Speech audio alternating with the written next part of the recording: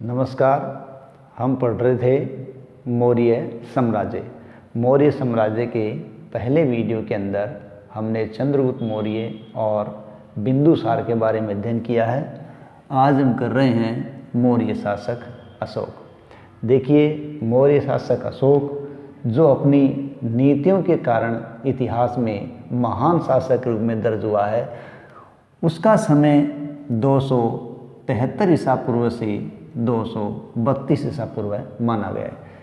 देखिए, बिंदुसार की मृत्यु 273 ईसा पूर्व में जब हुई थी तो अशोक का राज्यारोहण हो गया। ठीक है, यानी अशोक का राज्यारोहण कब हुआ? 273 ईसा पूर्व में। ठीक है, लेकिन उसका राज्य अभिषेक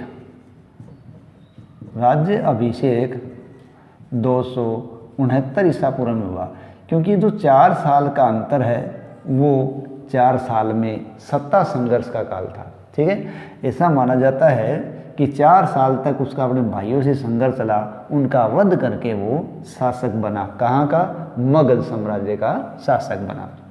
अशोक के नाम को लेकर कई नाम आते हैं।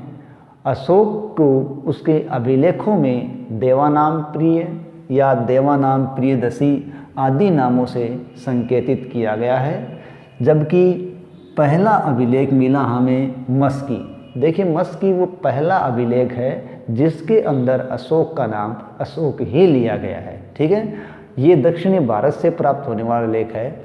मस्की के अलावा गुज्जरा या गुर्जरा अभिलेख है, उस पर भी अशोक का नाम अशोक ही मिलता है।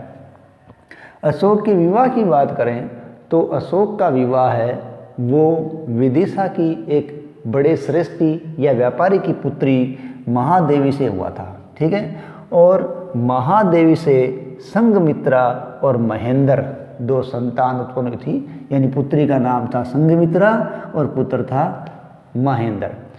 जबकि अशोक के अभिलेखों की बात करें तो अशोक के अभिलेखों में उसकी एकमात्र पत्नी कारुवाकी का नाम आता है। ठीक है, अशोक ने शासक बनने के बाद अपने साम्राज्य को बढ़ाने के लिए जो प्रयास किया, वो प्रयास उसने 7वें वर्ष किया। ठीक है, यानी राज्य अभिषेक के 7वें वर्ष बाद अशोक ने क्या किया? उसने कश्मीर और खोतान के क्षेत्रों को विजित करने का प्रयास किया और उन क्षेत्रों को जीत के उसने अपने राज्य में शामिल कर लिया।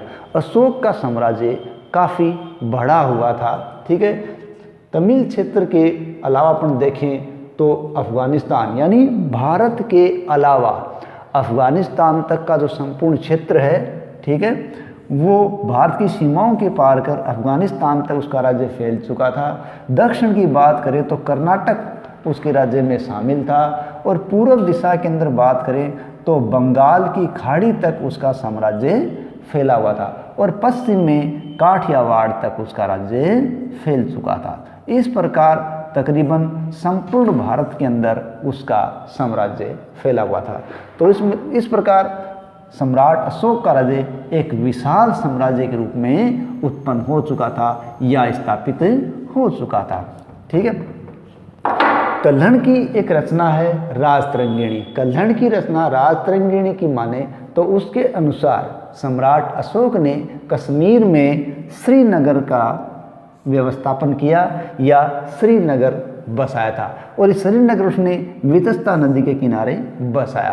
साथ ही साथ नेपाल में उसने ललित पाटन नगर है बसाया था। ये अशोक के द्वारा बसाए गए नगर हैं जो किससे पता चलते हैं? कल्हण की रचना राजतरंगिणी से पता चलते हैं। एक बहुत ही महत्वपूर्ण युद्ध जो अशोक के जीवन से जुड़ा हुआ है, वो उसके जीवन में आमूलचूल परिवर्तन करने वाला सिद्ध हुआ, वो था कलिंग युद्ध। देखिए, अशोक ने अपने राज्य अभिषेक के 8वें वर्ष बाद, ठीक है, 261 ईसा पूर्व के अंदर कलिंग पर आक्रमण किया। ध्यान रखें, कलिंग है वो वर्तमान ओडिशा को कहते हैं। ठीक है, तो उसने कलिंग पर आक्रमण किया। कलिंग पर उसने आक्रमण किया, इसके कई कारण जानने को मिलते हैं। सबसे पहला कारण तो ये है कि शायद हाथियों को प्राप्त करना उसके लक्ष्य रहा होगा। कलिंग है वो हाथियों से समृद्ध क्षेत्र था, तो उनको प्राप्त करना उसका लक्ष्य रहा होगा। दूसरा हम ये मान सकते हैं साम्राज्यवाद, ठीक है, यानी क्योंकि उस समय सभी राजाओं का यही हालात था, अपने साम्राज्य को वो बढ़ाना चाहते थे, तो हो सकता है साम्राज्यवाद रहा हो। तीसरी बात हम माने व्यापार वाणिज्य, यानी व्यापार वाणिज्य को बढ़ाने के लिए भी उसने प्रयास किया होगा, इसलिए उसने कलिंग पर अटैक किया होगा।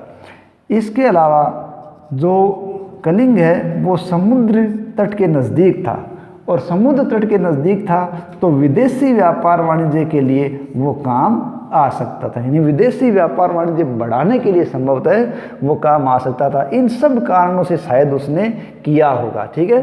कहाँ हमला किया होगा? कलिंग पर। हाथी गुम्फा अभिलेख से पता चलता है जब अशोक ने कलिंग पर आक्रमण किया उस समय वहाँ का शासक नंदराज था। कौन था? नंदराज, ठीक है। लेकिन ये युद्ध बड़ा ही खतरनाक हुआ, जिसमें लगभग 1 लाख व्यक्ति मारे गए और 1.5 लाख के करीब लोग घायल हो गए, बंदी बना लिए गए। उस युद्ध के बाद जब अशोक ने उस युद्ध के विभत्स दृश्य को देखा या उस नरसंहार को देखा तो उसका हृदय विचलित हो गया और उसने उस नज़ारे को देखकर शस्त्र त्याग की घोषणा कर ली। इस प्रकार वो इतिहास का एकमात्र ऐसा शासक हुआ है जिसने युद्ध जीतने के बाद भी शस्त्र त्याग की घोषणा कर दी और भैरी घोष त्याग कर उसने धम्म घोष को अपनाया। भैरी घोष यानी रण, ठीक है। तो उसने भैरी घोष त्याग कर धम्म घोष को अपनाया और उसने अपनी राजधानी धौली या तोसाली को बनाया। ये उसकी राज्य विस्तार से संबंधित कुछ बातें हैं, ठीक है। अब देखते हैं अशोक इतिहास में महान शासक के रूप में दर्ज कैसे हो गया। देखिए, अशोक इतिहास में महान शासक के रूप में दर्ज हुआ या उसको महान कहा जाता है, इसके कई कारण। पहली बात हम यहाँ कर चुके हैं, इतिहास का एक ऐसा शासक हुआ है जिसने युद्ध जीतने के पश्चात भी, ठीक है, युद्ध की नीति त्याग दी, युद्ध का त्याग कर दिया और उसने उस समय तात्कालिक समस्याओं को देखते हुए ऐसी नीतियों का इस्तेमाल किया या ऐसी नीतियां उसने शुरू की जो उस समय की समस्याओं को सुलझा सकती थी, साथ ही साथ तात्कालिक परिस्थितियों के लिए भी वो अच्छी थी, प्रासंगिक थी, और वो उसकी नीतियां आज भी उतनी प्रासंगिक है जो उस समय थी, ठीक है। उसने धम्म नीति का सहारा लिया, ठीक है, यानी अब तक धम्म नीति का सहारा किसी शासक ने नहीं लिया था, लेकिन अपने राज्य को बढ़ाने के लिए धम्म नीति का सहारा लिया ताकि प्रजा की नैतिक और भौतिक उन्नति भी हो सके। साथ ही साथ उसने जिन नीति के अंदर बातें की थी वो सारी बातें सार्वजनिक, सार्वभौमिक, सार्वजनीन थी, यानी अशोक की नीति है वो सार्वजनिक, सार्वभौमिक और सार्वयुगीन थी, और इस प्रकार की नीति किसी एक राष्ट्र की नहीं हो सकती, ये संपूर्ण विश्व की धरोहर होती है, ठीक है। तो उसकी नीति संपूर्ण विश्व की एक धरोहर है, ठीक है। उसने पितृवत शासन किया, वो पहला शासक था जो अपनी प्रजा से प्रत्यक्ष जुड़ पाया। अपनी प्रजा के साथ प्रत्यक्ष जुड़ने के लिए उसने धम्म यात्राओं की शुरुआत की, अपने अधिकारियों के माध्यम से उसने धम्म यात्राओं की शुरुआत रखी। साथ ही साथ उसने अपना आदर्श लोक कल्याण को बनाया। किसको बनाया?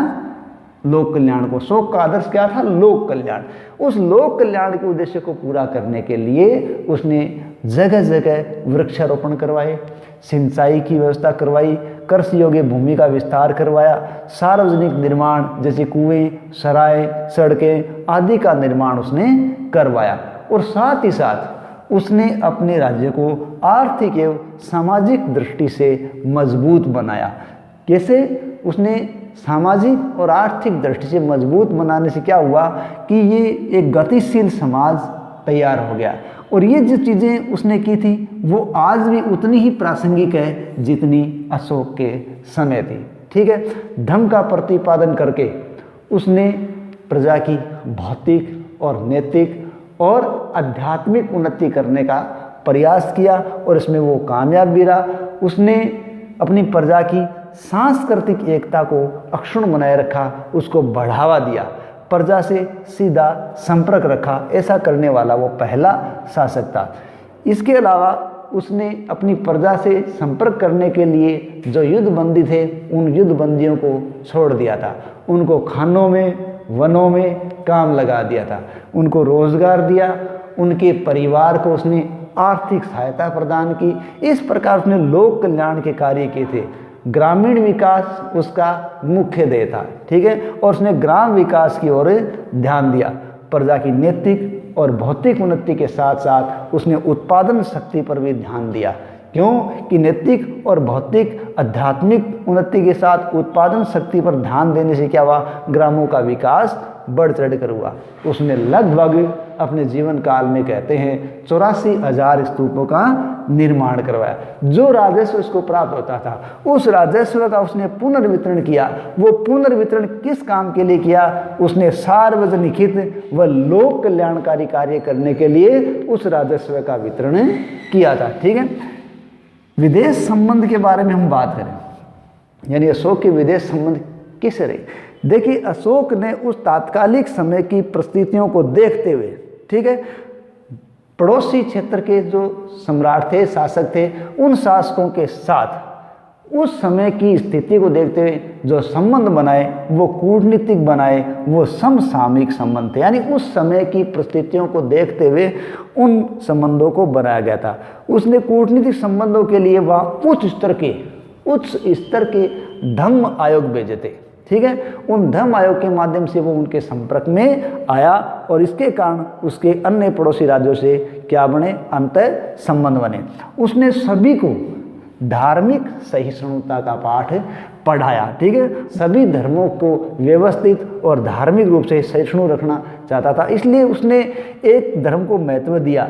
एक धर्म, एक भाषा, एक लिपि, ये उसने बहुत ज़्यादा प्रयास किया, ठीक है, उसका अनुसरण किया और सभी लोगों को एक ही तरह के विधि विधान तक लाने के लिए उसने समान नागरिक संहिता, समान दंड संहिता का प्रावधान किया था ताकि वो लोगों को एक प्लेटफार्म पर ला सके, ठीक है। और उसके कार्य उसने क्या किया कि उसने समान नागरिक संहिता, समान दंड संहिता का जब क्रियान्वयन किया तो सामाजिक व न्याय और कानून के राज्य की एक स्थापना होगी। क्यों कि वो प्रजा है, उसके हर वर्ग का व्यक्ति उसके लिए समान था। सभी धर्मों या विभिन्न धर्मों वर्गों के बीच उसने सौहार्दपूर्ण संबंध बनाए। इस प्रकार उसके समय की जो परिस्थितियां थी उन परिस्थितियों के अंदर उसकी जो नीतियां थी वो प्रासंगिक थी और ये परिस्थितियां आज भी, नीतियां हैं वो आज भी प्रासंगिक बनी हुई हैं, ठीक है। अब हम पढ़ते हैं अशोक का धम्म के प्रमुख सिद्धांत। देखिए, अशोक की धर्म के या धम्म के 5 प्रमुख सिद्धांत थे। सबसे पहला है सहिष्णुता। देखिए, इस सिद्धांत के अनुसार अशोक सबसे पहले आत्म सहिष्णुता की बात कहता है। किसकी बात कहता है? आत्म सहिष्णुता, यानी सभी जनता के बीच आत्म सहिष्णुता हो। तत्पश्चात उनके विचारों में, उनकी आस्थाओं में, उनकी परंपराओं में, उनकी उपासनाओं में आत्म सहिष्णुता हो, ठीक है।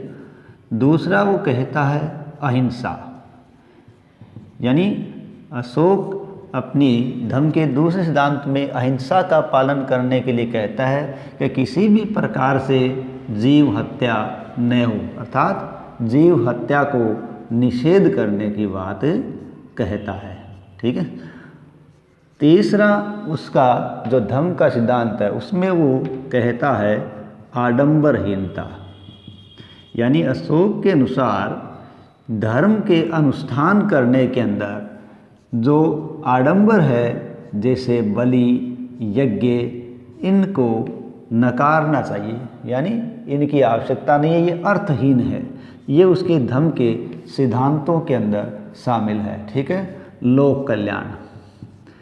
तत्पश्चात अशोक अपने धर्म के सिद्धांतों में चौथी बात लोक कल्याण की कहता है, जैसे सराय, कुएं, सड़क, ठीक है, सिंचाई के साधन आदि का विकास करने के लिए प्रयास करना, ठीक है। ये लोक कल्याण है। पांचवी बात वो कहता है श्रेष्ठ, नैतिक, पवित्र आचरण, ठीक है, यानी इस बिंदु के अंदर अशोक कहता है प्रत्येक व्यक्ति का जो चरित्र है वो नैतिक श्रेष्ठ हो, उसका आचरण पवित्र हो, वो सदाचार और सत्यवादिता पर बल दे। ये उसके धम्म के 5 प्रमुख सिद्धांत हैं। देखिए, हम ये देखें कि धम्म क्या है। देखिए, सम्राट अशोक ने अपनी जनता की श्रेष्ठ उन्नति के लिए, अपनी जनता के नैतिक उत्थान के लिए, सभी धर्मों में समानता लाने के लिए, ठीक है, उनमें सदाचार सत्यवादिता लाने के लिए, उनके अंदर जो सांस्कृतिक एकता है, यानी सभी जातियों में, सभी धर्मों में, सभी वर्गों में, उनकी संस्कृतियों में एकता स्थापित करने के लिए जिन आचार संहिता का इस्तेमाल किया था, ठीक है, यानी सभी में एकता स्थापित करने के लिए जो नियमों की आचार संहिता बनाई, वो आचार संहिता ही क्या थी? धम्म कहलाई।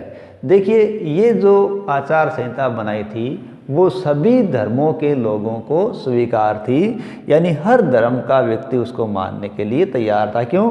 कि उनमें कोई ऐसी बात नहीं थी जो किसी धर्म के व्यक्ति को अस्वीकार होती।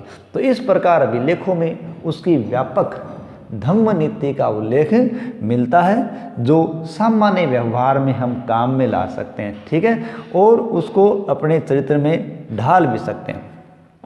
उसकी धम्म नीति का सर्वप्रथम बुनियादी सिद्धांत था सहिष्णुता, ठीक है, यानी अशोक की धम्म नीति का सबसे पहला बुनियादी सिद्धांत क्या था? सहिष्णुता। यानी अशोक कहता है व्यक्ति स्वयं आत्म सहिष्णु हो, तत्पश्चात वो सभी धर्मों के, सभी वर्गों के, सभी जातियों के, सभी संस्कृतियों के साथ सहिष्णुता का व्यवहार करे और सभी को साथ लेकर चले। ये उसके बुनियादी सिद्धांतों के अंदर शामिल हो, ताकि सभी अंतः संबंधों के अंदर बंध सके और एक दूसरे के साथ रह सकें।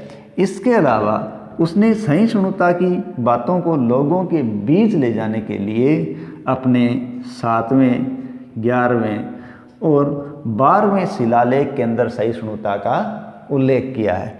इसके साथ साथ उसने दूसरे लघु शिलालेख के अंदर भी, ठीक है, यानी उसने 7वें, 11वें और 12वें शिलालेख में इसका उल्लेख किया है सहिष्णुता का, और इसके अलावा दूसरे जो लघु स्तंभ लेख है उसमें भी उसने सहिष्णुता का उल्लेख किया है, ठीक है। सहिष्णुता के साथ साथ वो सेवा को महत्व देता है, यानी व्यक्ति को अपने बड़े बूढ़ों की सेवा करनी चाहिए, माता पिता की सेवा करनी चाहिए, और साथ ही साथ जो ज़रूरतमंद है उनके साथ अच्छा व्यवहार करे, बुजुर्गों का समाज सम्मान करे, और साधु, सन्यासी, श्रमण, वृद्ध है, उनको जहाँ दान की आवश्यकता है उनको दान करे, यानी सेवा भाव से उनके साथ व्यवहार करे। ये बात भी उसने अपने लेखों में बताई है। इससे क्या होगा कि सेवा करने से धर्म के सार में वृद्धि होगी, ठीक है, और साथ ही साथ समवाय और वाक संयम पर भी बल देने के लिए कहा है, ठीक है। दूसरा उसके धम्म के प्रमुख बुनियादी सिद्धांतों में है वो है अहिंसा, यानी पहला बुनियादी सिद्धांत था सहिष्णुता, दूसरा है अहिंसा। यानी अशोक अपने शिलालेखों के माध्यम से, कौन कौन से शिलालेख?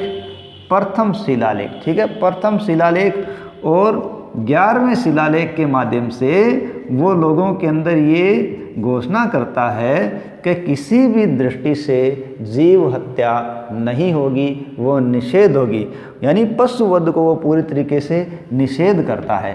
साथ ही साथ 5वें लघु स्तंभ लेख के अंदर भी वो इसका निषेध करता है कि हिंसा किसी भी दृष्टि से न हो। इस प्रकार उसके बुनियादी सिद्धांतों के अंदर उसने सबसे प्रमुख बुनियादी सिद्धांत सहिष्णुता को, और तत्पश्चात उसने अहिंसा को माना है कि किसी भी प्राणी के प्रति हिंसा न हो, जीवन में अहिंसा का इस्तेमाल किया जाए। आगे हम करते हैं अशोक के जन कल्याणकारी अवधारणाएं, ठीक है। देखिए अशोक ने जन कल्याणकारी कार्य किए थे। अशोक की धम्म नीति में ऐसे कार्य थे जो उसने जनता के कल्याण से संबंधित रखे थे। तो जनता के कल्याण से संबंधित कार्यों का उल्लेख उसके शिलालेखों में मिलता है। अब देखिए कौन कौन से शिलालेख के अंदर क्या मिलता है। देखिए प्रथम स्तंभ लेख, द्वितीय स्तंभ लेख, तृतीय स्तंभ लेख और सातवां स्तंभ लेख। देखिए इसके कुछ टोटल 7 स्तंभ लेख हैं, जिनमें से इसने हमें 4 का उल्लेख किया है। तो पहले स्तंभ लेख के अंदर अशोक ने क्या दिया है। पहले स्तंभ लेख में सम्राट अशोक ने धम्म की प्राप्ति के लिए प्रयास करने की बात कही है। तो धम्म की प्राप्ति के लिए क्या प्रयास किए जाए, धम्म यात्रा की जाए, धम्म मंगल किया जाए, धर्म दान दिया जाए, शुश्रूषा की जाए, इनकी व्यवस्था करने की बात उसने प्रथम स्तंभ लेख के अंदर कही है। ठीक है। दूसरी स्तंभ लेख की बात हम करें तो दूसरे स्तंभ लेख के अंदर अशोक ने धम्म की परिभाषा दी है। उसमें क्या लिखा है, अपासीनवे बहु कयाते, दया दाने, सच्चे सोचिए, माधवे साधवे चय। इसका क्या मतलब है, वो कहता है पाप से दूर रहें। ठीक है, पाप से दूर रहें, कल्याणकारी कार्य करें, दया करें, दान करें, सच्चे बोलें, मृदुता, पवित्रता आदि का पालन आप अपने जीवन के अंदर करें। ठीक है, तो इस प्रकार कल्याण की बात वो करता है। तीसरे स्तंभ लेख में अशोक क्या कहता है, वो कहता है कि प्रचंडता, निष्ठुरता, क्रोध, ठीक है, घमंड, एक दूसरे से ईर्ष्या, नफरत आदि है वो न करे। ठीक है, और ये सब न करे, साथ ही साथ व्यक्ति खुद का आत्मनिरीक्षण करे। आत्मनिरीक्षण को वो क्या कहता है, निज्जति। ठीक है, ठीक है, वो खुद का आत्मनिरीक्षण करे, निज्जति करे। ठीक है, और सबके साथ वो अच्छा मृदुतापूर्ण व्यवहार या श्रेष्ठ व्यवहार करे, तभी कल्याण संभव है। 7वें स्तंभ लेख के अंदर, यानी 7वां स्तंभ लेख है और दूसरा शिलालेख है, दोनों में वो लोक कल्याण के कार्य करने की बात कहता है। वो कार्य क्या है, वृक्षारोपण किए जाएं, सड़कें बनवाए जाएं, सराय बनाए जाएं, ठीक है, और कुएं बनाए जाएं, सिंचाई का विस्तार किया जाए, कृषि योग्य भूमि का विस्तार किया जाए, यानी इस प्रकार के लोक कल्याण के कार्य किए जाए। ये 7वें स्तंभ लेख और दूसरे शिलालेख में वर्णित है। 9वां शिलालेख, 9वें शिलालेख में वो अंधविश्वासों से दूर रहने की बात करता है। ठीक है, अंधविश्वास, आडंबर जो धर्म के अंदर चल रहे हैं, ठीक है, यानी हम जो अनुष्ठान करते हैं, यज्ञ करते हैं, बलि देते हैं, इन सब से वो दूर रहने की बात करता है। क्यों कि ये सब निरर्थक कर्म है। ये बात किसमें कही गई है, 9वें शिलालेख के अंदर कही गई। इस प्रकार जन कल्याणकारी अवधारणा उसके लेखों में प्रकट होती है। इन बातों से अलग अलग विद्वान उसके बारे में अलग अलग कहते हैं। जैसे फ्लीट महोदय की बात करें तो वो कहते हैं कि अशोक का जो धर्म था वो राजधर्म था। क्या था, राजधर्म। और वहीं राधा कुमुद मुखर्जी वो क्या कहते हैं कि अशोक का जो धर्म था वो सार्वभौम धर्म था। क्या था, सार्वभौम धर्म। वहीं भंडारकर कहते हैं, ये अलग अलग विद्वान हैं, ठीक है, वो कहते हैं अशोक का धर्म उपासक बौद्ध धर्म था। क्या था, उपासक बौद्ध धर्म था। यद्यपि अशोक है वो व्यक्तिगत रूप से बौद्ध धर्म का अनुयायी था। इस बारे में हमें जानकारी मिलती है उसके शिलालेखों से। और हमें बौद्ध जानकारी के स्रोत हैं दीपवंश और महावंश। दीपवंश महावंश रचनाओं से हमें पता चलता है कि अशोक ने अपने गुरु कौन थे, मोगली पुत्र तिस्से की अध्यक्षता के अंदर तीसरी बौद्ध संगीति, कौन सी, तीसरी बौद्ध संगीति का आयोजन करवाया। और इस बौद्ध संगीति के द्वारा उसने संघ के अंदर एकता और अनुशासन है वो रखने का प्रयास किया। इससे पता चलता है कि अशोक बौद्ध धर्म का अनुयायी था। देखिए अशोक का जो धर्म था, उस धर्म के अंदर सभी आचार तत्वों का, यानी सभी धर्मों के आचार तत्वों का समावेश था। वो नैतिक नियमों का समावेश था। उसका धर्म था वो अत्यंत सरल था, पवित्र था, सुबोध था, नैतिक रूप से वो सबके लिए व्यवहारिक था। ठीक है, सर्व मंगलकारी था, जिसका उद्देश्य था कि प्राणी मात्र का उद्धार किया जाए। ठीक है, ये सब उसके कल्याणकारी राज्य की अवधारणा के अंदर समाहित था। नेक्स्ट हम बात करें उसके धम्म की नीति की क्रियान्विति। किसकी क्रियान्विति? धम्म नीति की क्रियान्विति। यानी उसके लिए उसने क्या किया? अपनी धम्म नीति को क्रियान्वित करने के लिए अशोक ने धम्म का प्रतिपादन किया, और धम्म के प्रतिपादन के लिए उसने व्यवहारिक उपाय किए। ऐसे उपाय जो व्यवहार में लाए जा सकते थे तो वो क्रियान्वित हो सकते थे। जैसे अशोक ने युद्ध की नीति का त्याग कर दिया, ठीक है, और भैरी घोष के स्थान पर धम्म घोष का सहारा लिया। जनता के दुख दर्द को दूर करने के लिए, उनकी आवश्यकताओं को पूरा करने के लिए वो खुद उनसे जुड़ा और उनकी सहायता की। अपने नौकरशाहों को भी ये कहा कि वो तत्काल जनता को न्याय प्रदान करने की व्यवस्था करे। लोक हित के कार्यों के लिए उसने अपने अधिकारियों को भी आदेश दे रखा था। उसके साथ साथ उसने धम्म की क्रियान्विति के लिए सार्वजनिक हित के कार्य किए। कुएं खुदवाए, ठीक है, सराय बनवाई, सड़कें बनाई, सिंचाई के कार्यों को आगे बढ़ाया। साथ ही साथ उसने प्रजा के कल्याण के लिए एक दूसरे लोगों को प्रेरित भी किया। इन समस्त सार्वजनिक कार्यों के द्वारा उसने धम्म को स्वीकार भी किया और लोगों को स्वीकार करने के लिए प्रेरित किया। देखिए अशोक के धर्म के जो उपदेश थे वो उसने अपने पाषाण स्तंभों पर उत्कीर्ण करवाए।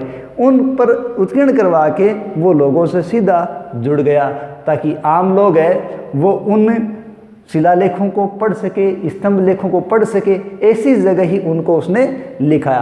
पूरी तरीके से उसने अहिंसा पर प्रतिबंध लगाने की बात कही है। उसने अहिंसा को जीवन से त्यागने की बात कही है। सबके लिए समान नागरिक संहिता, समान दंड प्रक्रिया, ठीक है, समान न्याय आदि के सिद्धांत को उसने जन्म दिया था।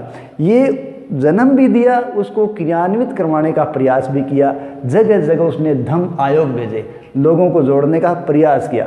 धम्म आयोग के माध्यम से उसने विदेशों के साथ संबंधों की स्थापना की और धम्म का प्रचार प्रसार भी किया।